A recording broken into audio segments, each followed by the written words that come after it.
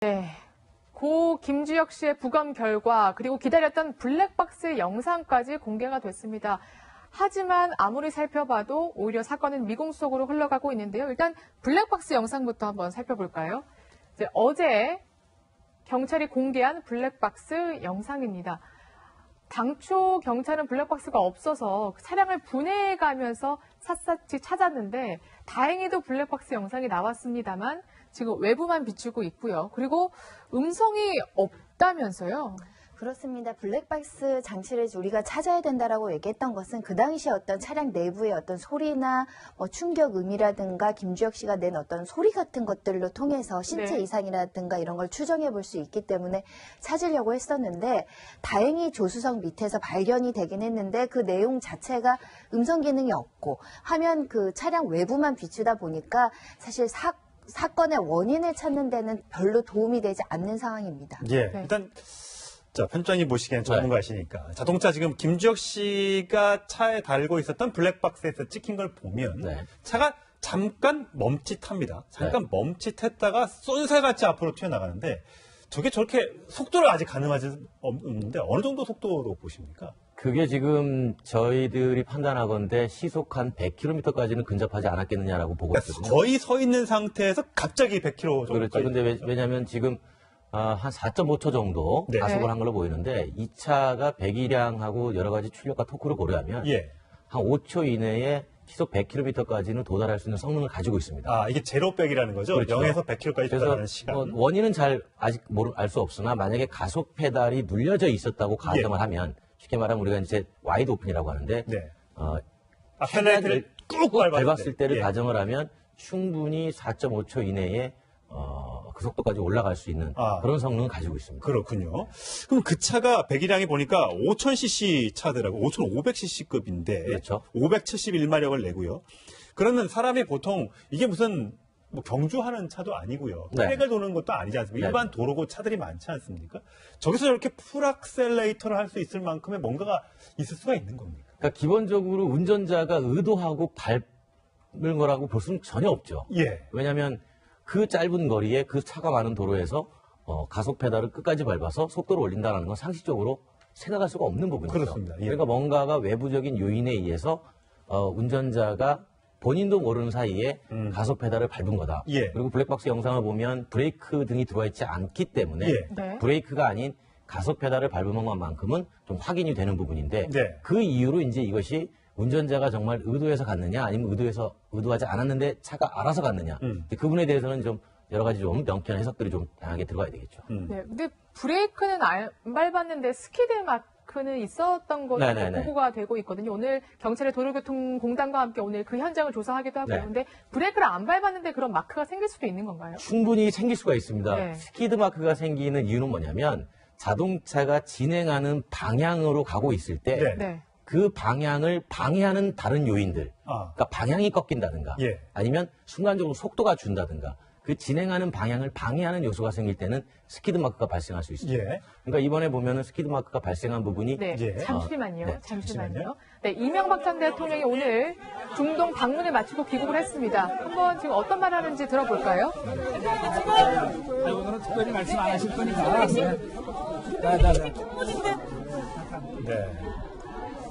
물론 이제 중동 순방을 출발할 때만 해도 여러 가지 얘기를 하고 갔었고요. 또 중동에서 저희 채널A 기자를 만났을 때도 이것저것 아직 밝히지 못한 게 더 있다라고 해서 여유를 남겨놨는데 오늘 귀국해서는 별말 없이 공항 성명 없이 지금 자기의 차를 타고 지금 공항을 빠져나가고 있는 VIP 그 룸을 통해서 나가는 모습을 지금 보고 계십니다.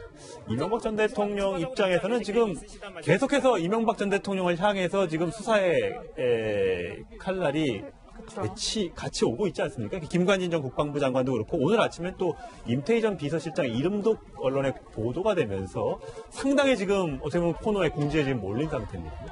사실 나가기 전에도 간단하게 기자분들 앞에서 어떤 소감이나 이런 것들을 밝혔는데 들어올 때 조금 더 이 부분에 대한 상세한 입장 표명이 있을 것이라고 기대를 했는데 아마도 그 입장 표명 자체가 이제 부적절하다고 판단했는지 그냥 들어가셨습니다. 네. 사실은 이 MB 정권의 주요 요직을 맡았던 공직자들이 줄줄이 수사 대상이 되고 구속되는 상황에서 사실 마음이 편치 않겠죠.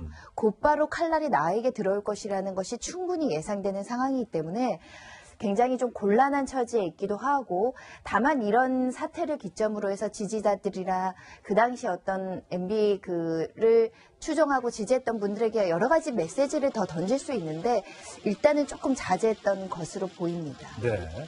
별다른 입장 표명이 없이 들어갔는데 오늘 뭐 마침 보니까 뭐 이상득 형도 또 재판정에 서고요. 과거에 본인과 친했던 본인을 좀 따랐던 이 공무원들도 전부 다 정치인들도 전부 다 이렇게 법의 심판대에 오르면서 특히 김관진 전 장관은 구속이 되면서 여러 가지 사항들을 이명박 전 대통령에 보고를 했다. 이렇게 이제 증언을 했기 때문에 과연 이명박 전 대통령이 얼마나 알고 있었는지 정확하게 알고 정치적인 댓글을 달아라. 말아라 이렇게 지시를 했는지가 관건 아니겠습니까? 수사는 불가피합니다. 그게 이제 소환 조사가 될지 서면 조사가 될지는 방문 조사가 될지 예, 검찰에서 판단을 해서 이루어져야 되지만 지금 결국 그 MB가 직접 보고받은 사실에 대한 구체적인 진술이 나와 있는 상황에서는 사실은 이 일에 전혀 개입되지 않았다라고 보기 어렵기 때문에 구체적으로 어떤 지시가 있었고 그 당시 인식을 했는지 그리고 이 부분에 대한 예산 집행과 관련해서 대통령으로서 이것을 정책 결정을 했었는지는 반드시 검찰에서 수사를 해야 되는 것이고요. 나아가서 그러면 이 일을 실행하고 지시한 다른 그 공무원들은 구속이 됐는데 그러면 대통령에 대해서는 구속의 필요성이나 이런 것이 없느냐까지 사실은 굉장히 어려운 문제들이 남아있기 때문에 굉장히 어려운 위기에 처해 있는 상황은 맞습니다. 지금 이명박 전 대통령은 오늘 아무 말도 안 했지만 일단 측근들이 나서서 계속해서 반박을 하고 있는 상태고 또 이명박 전 대통령도 보수가 뭉쳐야 한다 이런 메시지를 계속 전하고 있거든요. 이게 자칫하다가는 이제 적폐청산은 당연히 해야 되는 거지만 뭔가 프레임이 보수와 진보 대결 약간 이게 정치적인 양상으로 흘러가지 않을까 좀 걱정이 되는 상황입니다. 일단은 이명박 전 대통령 입장에서는 적폐청산이 아니다. 정치 네. 보복을 하고 있다. 이게 검찰 수사가 정치색을 띠고 있다. 그렇기 때문에 정치화시켜서 이것을 보수 세력에게 우리 지금 과거의 보수 정권들이 지금 굉장히 위기에 처했으니까 우리를 도와달라. 다시 세력을 결집해달라는 정치적인 메시지를 계속 띄우고 SNS를 통해서 그런 메시지를 강력하게 하고 있는데 문제는 실제로 이 적폐라는 일부의 근거가 나온 상황에서는 이게 반드시 정치적인 문제냐 그렇게 보기는 어렵거든요. 그래서 현재로서는 정치화 문제가 되긴 했지만 내가 명확하게 그 당시에 이 댓글 수사라든가 이런 불법 행위에 관여하지 않았다라는 명확한 입장을 국민들과 지지자들에게 보여줄 필요성이 있고 조금 더 명확한 해명을 할 이유가 있다. 그런 상황이 들고요. 아마 오늘은 그냥 들어가셨지만 조만간 SNS라든지 다른 참모진을 통해서라도 구체적인 해명이 나올 것이라고 기대를 합니다. 네. 네. 자, 이명박 전 대통령의 귀국 소식 속보로 좀 전해드렸고 계속해서 권영주 오토타임즈 편집장과 얘기를 나눠보겠습니다. 아까 스키드마크, 타이어 자국이 도로 위에 이제 도로가 아니라 이제 그 보도 위에 있지 않습니까? 그러면 턱을 이렇게 차가 타고 넘어가면서 방향이 바뀌면서 스피드 마크가 났다고 생길 봐야죠. 수 있다. 그렇죠. 그런 말씀이시죠. 네. 그러니까 기본적으로 방향이 꺾이면 그 바퀴가 돌아가면서 아무래도 마찰이 생기고 그 마찰이 흔적으로 남기 때문에 이제 거기서 흔적이 남았다고 볼 수밖에 없는 상황입니다. 바로 화면에도 그 흔적이 이제 지금 카메라로 통해서 이제 비춰지고 있는데 그 사고 당시 얼마나 긴박했는지 지금 차가 쓸려가는 모습 여러분 보고 계시거든요. 아, 그때 긴박했던 상황을 좀 가늠할 수가 있는 것 같습니다. 근데 아까도 잠깐 얘기했었지만 뒤에 브레이크 등이 안 들어왔지 않습니까? 네네네. 그럼 브레이크 등이 안 들어왔다는 거는 뭐 일각에서 혹시 걱정하고 있는 왜냐면 지금까지의 나타난 조사 결과를 보면 신체에는 문제가 없다는 거잖아요. 그렇죠. 현재까지는 없었고 다른 어떤 그 뭐 약물이나 음주 흔적도 없기 때문에 지금 김지혁 씨 자체는 문제가 없고 그렇다면 차에 혹시 이상이 있는 건 아닌가 이제 이걸 조사한다는 거 아니겠습니까? 네. 근데 브레이크 등이 안 들어왔다는 거 그러면 혹시 다른 데에서 일각에서 제기하고 있는 급발진 가능성은 없는 겁니다. 급발진 가능성은 상당히 조심스럽긴 한데요. 그 과학적으로 볼 때 그러니까 자동차 쪽에서 가속 페달 아까 말씀을 드렸지만 이 차가 충분히 그 정도의 짧은 시간 안에 속도를 높일 수 있는 일단 기본적인 성능이 되고 예. 브레이크를 밟지 않고 가속 페달을 끝까지 밟았다라고 한다면 그 정도 속도에서는 얼마든지 사고는 일어날 수 있다라고 예. 판정을 하는데 네. 다만 이게 저도 답답한 게 어쨌든 외부적인 요인이 없는데 그렇죠. 자동차는 급하게 주행을 했단 말이죠. 예. 이랬을 때는 모든 원인이 운전자에게 올 수밖에 없는데 네. 운전자에게 문제가 없다는 거예요. 그래서 사실 이 문제를 가지고도 지금 자동차 업계 내에서도 이거 우리가 좀 심도 있게 좀 들여봐야 되는 거 아니냐 예. 이런 얘기가 계속 나오고 있는 상황인 거죠. 예. 네, 김주혁 씨 이제 부검 결과가 이제 어제 나왔는데 저희가 다 기다렸잖아요. 정말 원인이 뭔지. 근데 지금 사실상 이렇게 읽어봐도 이게 어떤 내용이라는 건지, 그러니까 어떤 원인이라는 건지 알 수 없다는 거잖아요. 그래서 혹시 이게 너무 민감한 부분이라서 경찰 측에서도 약간 좀 조심을 하는 건지 아니면 정말 그 밝히기 어려웠던 건지 이런 생각마저 들거든요. 일단은 부검으로서 알 수 있는 부분이 뭐 전부를 알 수 없다. 의학적 규명이 되진 않을 수 있는데 일단 우리가 의혹을 품고 문제시 삼았던 약물에 대한 부분들은 이상이 없다. 그 네. 영향을 미칠 만한 그 성분이 아니었다라고 지금 나와 있고 심근경색도 발견되지 않았다라는 것이고요. 음주 문제도 기타 약물이 없었다는 겁니다. 그러면 우리가 여러 가지로 그 추정해 볼 수 있는 사유들이 아니라고 한다면 신체적인 이상으로 저렇게 비이상적인 어떤 운행이 있었느냐 부분에 있어서는 현재로선 부검 결과에서 확인할 수 있는 게 없는 것이고 다만 네. 이런 점은 있습니다.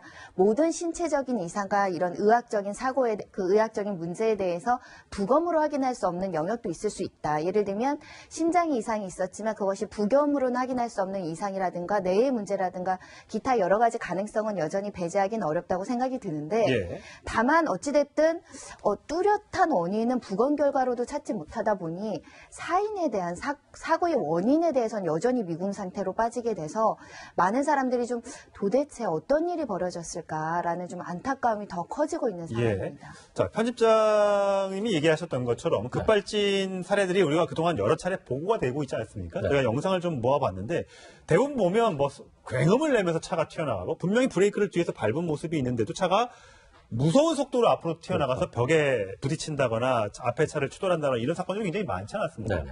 그런데 이게 과연 법정에 가서도 정말 이거 제조차의 잘못이네? 이건 소비자의 잘못이 아니네? 이런 경우들이 좀 있습니까? 기본적으로 손해배상을 받은 사례는 단 한 건도 없습니다. 한 건도 없어요. 네. 다만 급발진이 의심된다라는 판결은 있었습니다. 그런데 이제 그 의심된다랄 때 이게 왜 그러냐면 그 입증의 책임을 제조사가 하는 게 아니고 소비자가 직접 그 입증, 즉 원인을 파악해서 결과를 내라고 그러니까 개인 소비자가 어떻게 그런 엄청난 그렇죠. 실험들을 해가며 예. 이제 그런 부분인데 최근에 이제 현대차 산타페 부산 급발진 사태가 났을 때 부산의 모 대학 교수께서 똑같은 사항으로 재연을 한번 성공한 적이 있습니다. 급발진을 재현을 했어요. 그렇죠. 어떤 원인에 의해서 급발진을 재현했는데 이제 그 부분도 뭐 법적으로 어떻게 인정을 받을지는 제가 변호사가 아니어서 알 수는 없습니다만 예, 지금 화면에 보면 저런 경우 지금 왼쪽에 나가는 차가 동래구청에서 나왔던 네. 동래구 보면 뒤에 저렇게 빨간색 그렇죠. 들어가 있잖아요. 브레이크가 들어와 있는 예. 상태인데 이제 저 상황이 브레이크가 듣지 않는 상황인 거죠. 예. 그럼 저거는 거의 누가 봐도 저거는 급발진으로 의심되는 거 아닙니까? 근데 저런 사례들도 급발진으로 의심이 되는데 저 차의 데이터를 뽑아서 나중에 어떤 걸 밟았느냐라고 보면 예. 대부분 브레이크를 밟지 않은 상태로 디지털 기록계가 표시가 됩니다. 그 무슨 그러니까 말이에요? 무슨 얘기냐면 예. 순간적으로 가속 페달을 밟았거나 그런 식으로 이 결과가 나온다는 거예요? 데이터상에서 결과가 나오기 때문에 이제 그 부분에 대해서 항상 논점이 되는 거죠. 소비자는 분명히 나는 브레이크를 밟았다라고 예. 얘기하는데 그걸 나중에 조사할 수 있는 방법은 유일하게 안에 기록된 장치인데 그 예. 기록을 뽑아보면 소비자는 브레이크를 밟은 게 아니라 가속 페달을 밟은 결과로 기록지가 나오니까 네. 그 부분에서 항상 논란이 생기는 겁니다. 그리고 또는 같이 밟았다라는 그렇죠. 결과가 나오거든요. 두 개를 한꺼번에 받는다고요? 사고 기록 장치라고 해서 EDR 기록을 얘기를 하는데 보통 이런 경우에 사실은 제조사 측에서는 할 수 있는 항변이 굉장히 많은 겁니다. 왜냐하면 운전자가 당황해서 브레이크를 눌렀다고 착각하고 있지만 기록상으로는 이 가속 페달이 밟혀 있어서다. 이런 기록 장치를 들이밀면 소비자 입장에서 아니다 나는 그 브레이크를 밟았는데 이상 작동한 거다. 기계에 결함이 있었다고 주장하는데 그게 사실은 과학적인 원인으로 분석하기도 어렵고 그 국내 기술적으로 이것이 기계적 결함이다라고 명확하게 감정을 내릴 기관도 많지 않다 보니까 항상 급발진으로 의심은 되지만 명확하게 급발진 판정을 받는 경우는 많지 않다라는 점이 문제입니다. 네. 김주혁 씨가 이렇게 이제 안타깝게 세상을 떠났는데 이 결과를 만약에 알 수 없다면 지금 차량에 대한 결함 여부는 한 달 정도 걸린다면서요? 이게 좀 오래 걸리네요. 네. 그렇게 만약에 한 달 뒤에라도 정확한 사고 원인이 나오면 좋은데 네. 마찬가지로 뭐 안 나올 수도 있는 거죠. 그러면 이 사고는 미국 그냥 쪽으로 뭐 미국에 빠지는 거예요. 밖에 없는 그런 상황이 되겠죠. 그래서 뭐 최근에 뭐 비상자동 장치가 작동하지 않았다 뭐 이런 얘기도 나오는데요. 사실 2차 지금 이번에 사고가 난 차는 기본적으로 브레이크가 자동으로 멈춤 장치가 없습니다. 그게 무슨 말이죠? 그러니까 무슨 얘기냐면 보통 앞에 전방에 장애물이 나타나면 예. 네. 자동차가 스스로 멈추는 장치들이 요즘 많이 들어갑니다. 그래요? 근데 네. 이 차가 만약에 공식적으로 판매가 된 차라면 제가 오늘 아침에 이제 홈페이지에서 확인을 했는데요. 네. 이 차 옵션들을 다 보면 이 스스로 멈춤하는 장치가 옵션이 들어가 있지 않습니다. 네, 그러니까 비상자동 장치가 자동 제동 장치가 작동하지 않았다라는 건 그 기능 자체가 없기 때문에 설령 가속 페달을 밟았어도 그런 장치가 있으면 앞에 장애물이 있으면 설 수 있거나 또는 속도를 줄일 수가 있는데 그것마저도 못한 거 보면 그 기능 자체가 없었고 그걸 확인해 보니까 홈페이지 상에서는 일단 국내에 들어온 차에는 그 기능이 없었던 걸로 확인했죠. 참 이억저리 차인데 참 안타깝네요. 일단 오늘 경찰에서 조사를 하러 현장에 나간다고 하니까 좀 밝혀졌으면 좋겠습니다. 많은 팬들이 참 안타까운 하고 있다는 사실을 좀 꼭 좀 유념해 줬으면 좋겠습니다. 자, 편전 여기서 인사드립니다. 네, 고맙습니다.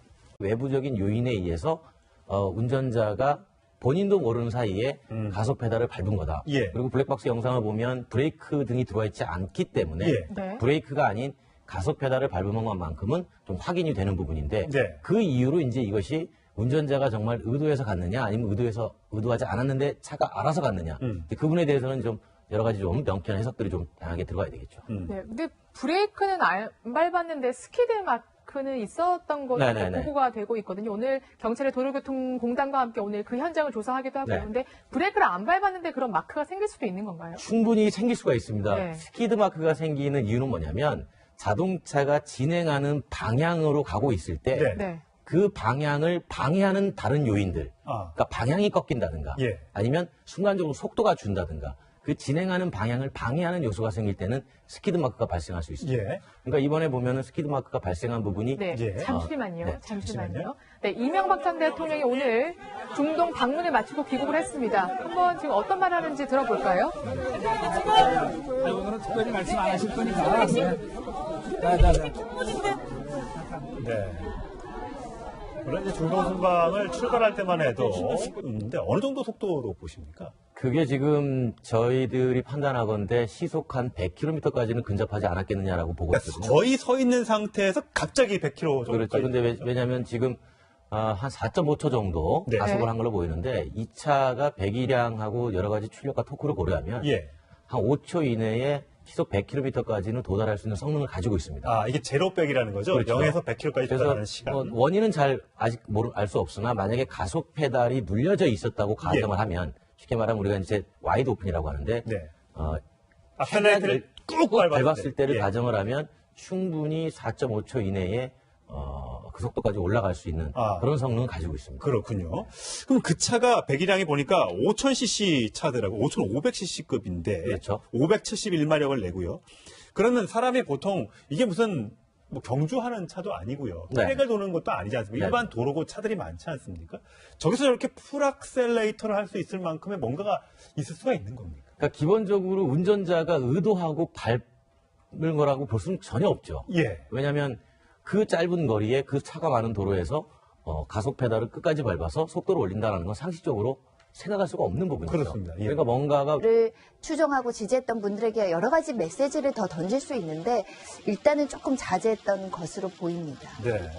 별다른 입장 표명이 없이 들어갔는데 오늘 마침 보니까 이상득 형도 또 재판정에 서고요. 과거에 본인과 친했던 본인을 좀 따랐던 이 공무원들도 전부 다 정치인들도 전부 다 이렇게 법의 심판대에 오르면서 특히 김관진 전 장관은 구속이 되면서 여러 가지 사항들을 이명박 전 대통령에 보고를 했다. 이렇게 이제 증언을 했기 때문에 과연 이명박 전 대통령이 얼마나 알고 있었는지 정확하게 알고 정치적인 댓글을 달아라. 말아라 이렇게 지시를 했는지가 관건 아니겠습니까? 수사는 불가피합니다. 그게 이제 소환 조사가 될지 서면 조사가 될지는 방문 조사가 될지. 예, 검찰에서 판단을 해서 이루어져야 되지만 지금 결국 그 MB가 직접 보고받은 사실에 대한 구체적인 진술이 나와 있는 상황에서는 사실은 이 일에 전혀 개입되지 않았다라고 보기 어렵기 때문에 구체적으로 어떤 지시가 있었고 그 당시 인식을 했는지 그리고 이 부분에 대한 예산 집행과 관련해서 대통령으로서 이것을 정책 결정을 했었는지는 반드시 검찰에서 수사를 해야 되는 것이고요.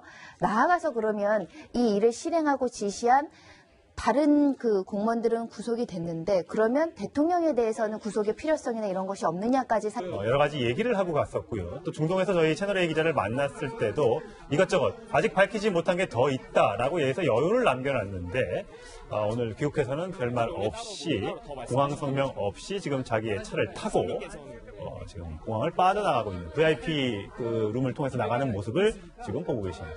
이명박 전 대통령 입장에서는 지금 계속해서 이명박 전 대통령을 향해서 지금 수사의 칼날이 같이 오고 있지 않습니까? 김관진 전 국방부 장관도 그렇고 오늘 아침에 또 임태희 전 비서실장의 이름도 언론에 보도가 되면서 상당히 지금 어떻게 보면 코너에 궁지에 지금 몰린 상태입니다.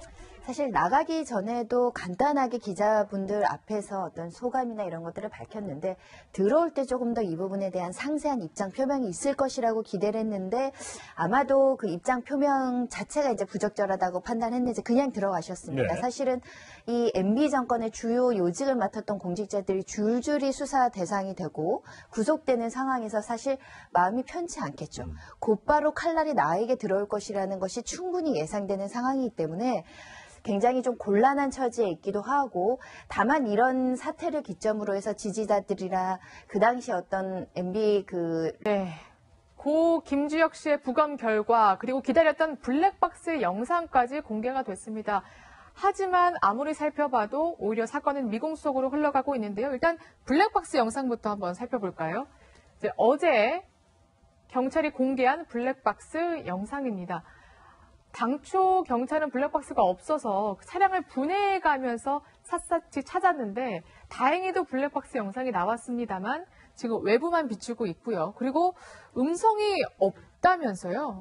그렇습니다. 블랙박스 장치를 우리가 찾아야 된다라고 얘기했던 것은 그 당시 어떤 차량 내부의 어떤 소리나 충격음이라든가 김주혁 씨가 낸 어떤 소리 같은 것들로 통해서 신체 네. 이상이라든가 이런 걸 추정해 볼 수 있기 때문에 찾으려고 했었는데 다행히 조수석 밑에서 발견이 되긴 했는데 그 내용 자체가 음성 기능이 없고 화면 그 차량 외부만 비추다 보니까 사실 사건의 원인을 찾는 데는 별로 도움이 되지 않는 상황입니다. 예, 네. 일단 자, 편집장님 보시기엔 전문가시니까 자동차 지금 김주혁 씨가 차에 달고 있었던 블랙박스에서 찍힌 걸 보면 네. 차가 잠깐 멈칫합니다. 잠깐 멈칫했다가 쏜새같이 앞으로 튀어나가는데 저게 저렇게 속도를 아직 가늠하지